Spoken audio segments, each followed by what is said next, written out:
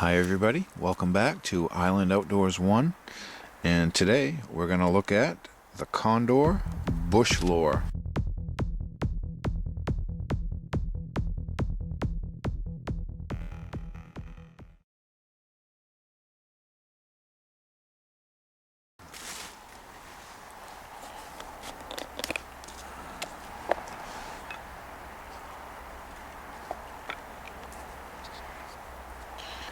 Okay, so the Condor Bushlore you can find on Amazon Prime for $46.14.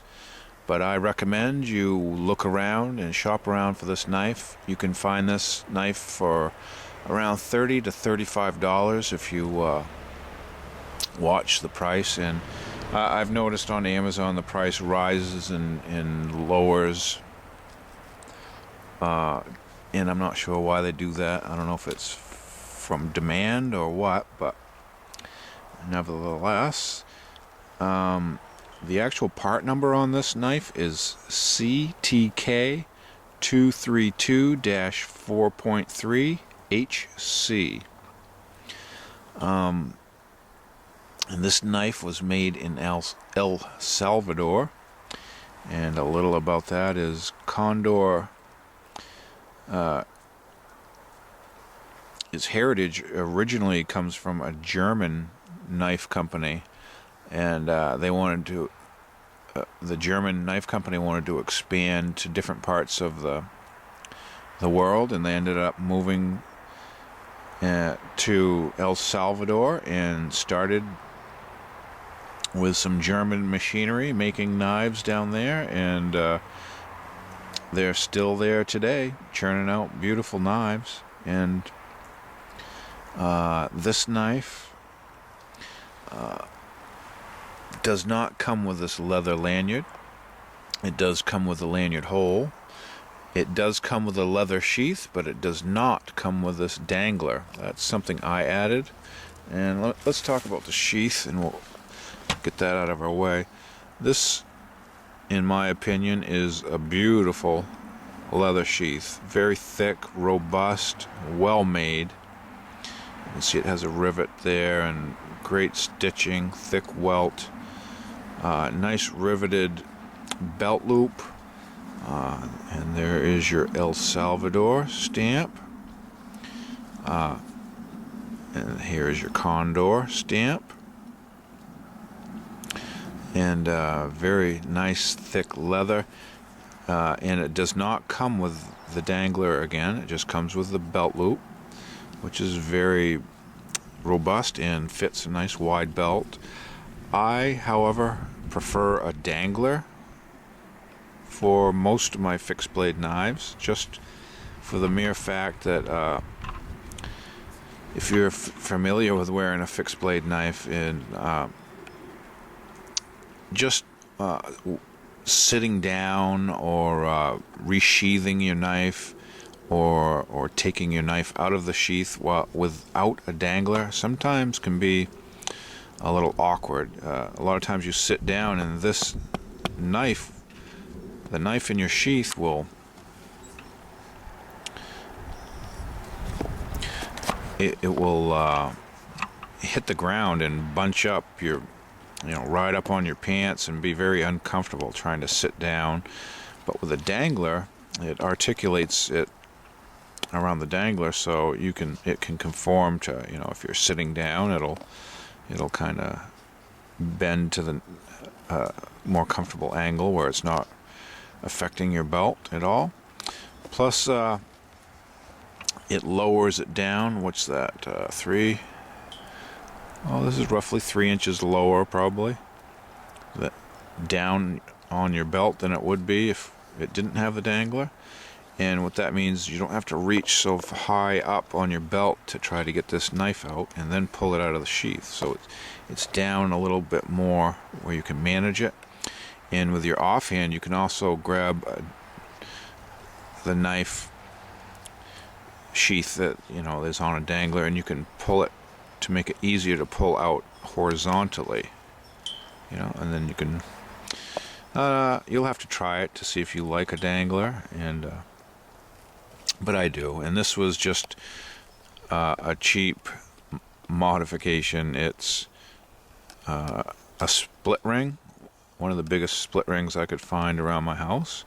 And then this part is just a snap for a Maglite flashlight that had a plastic ring for the old D-cell Maglite flashlights. And of course I don't use D-cell Maglite anymore, so I cut the plastic ring off it and I attached my metal split ring for is normally made for keys, and I made a dangler out of it, so it works fine, works very well, and I'm very happy with it.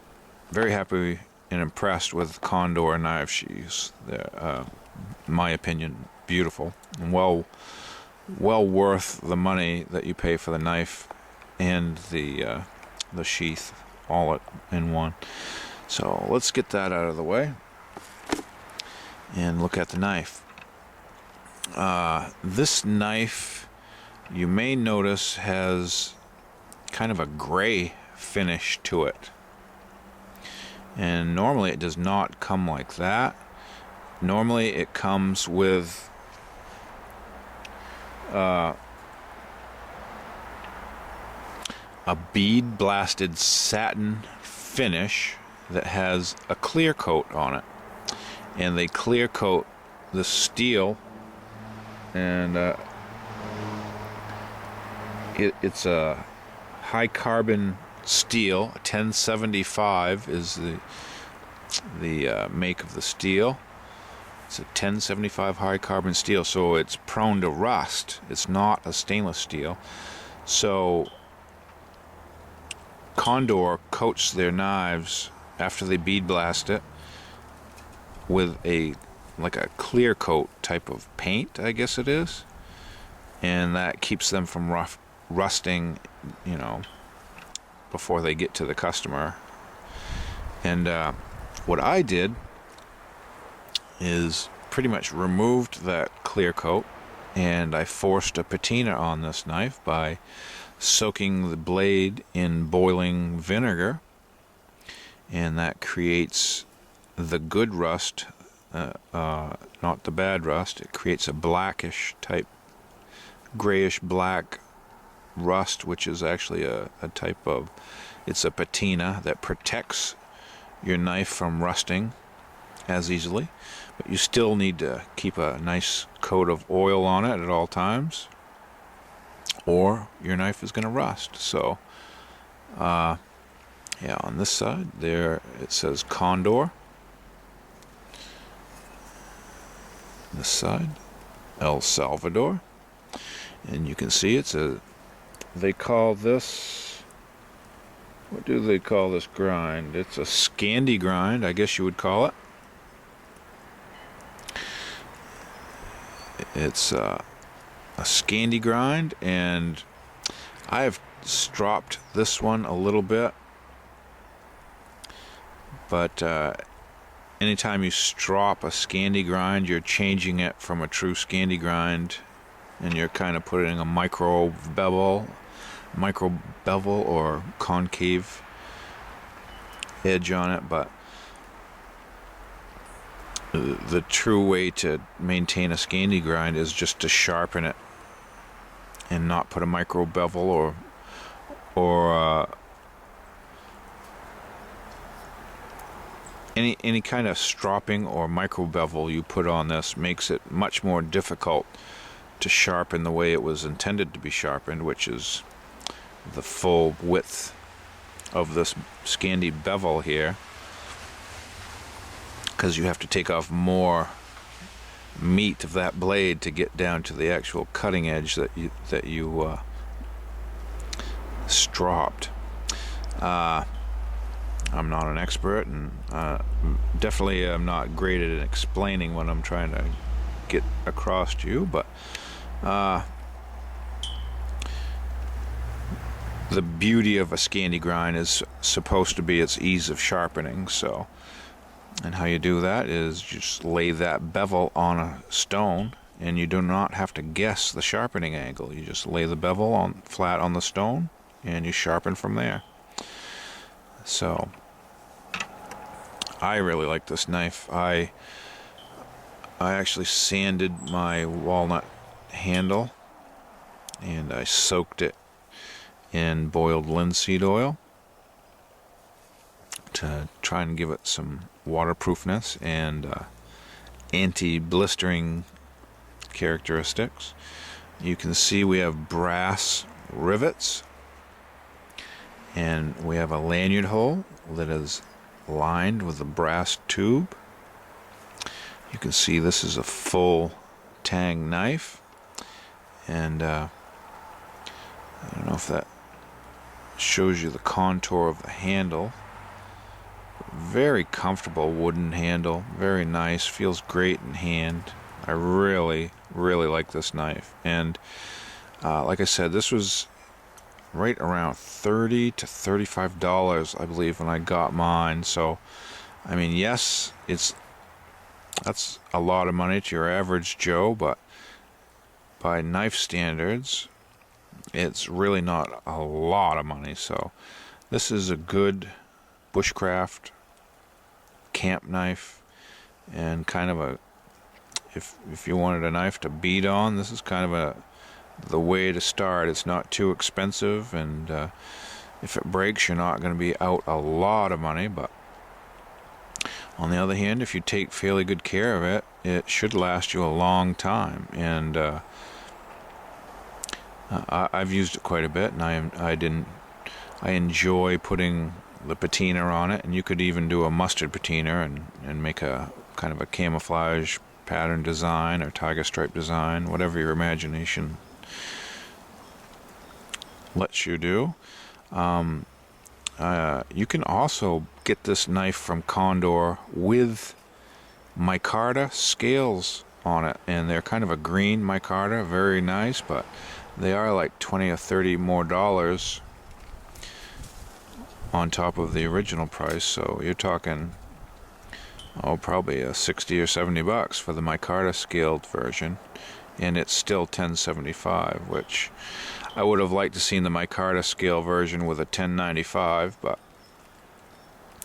Condor $10.75 steel is their thing, and they do it well, I think. And I'm very happy with this knife. It's fun to baton some wood with it. I'll put the specifications and dimensions in the description down below here, size and weight and whatnot. But very nice knife, very ergonomic, and with the dangler on the sheath, very comfortable to carry with you. And I highly recommend it. Great beginner bushcraft knife, if that's what you're into or looking for, or just a great outdoor knife for you. So I enjoy mine, and if you get one, I hope you enjoy yours.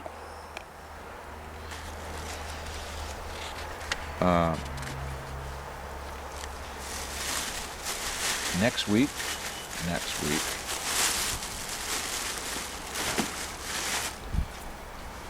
in my next video, we'll be looking at another bushcraft knife, and that is the Benchmade Bushcrafter. So stay tuned. See you there.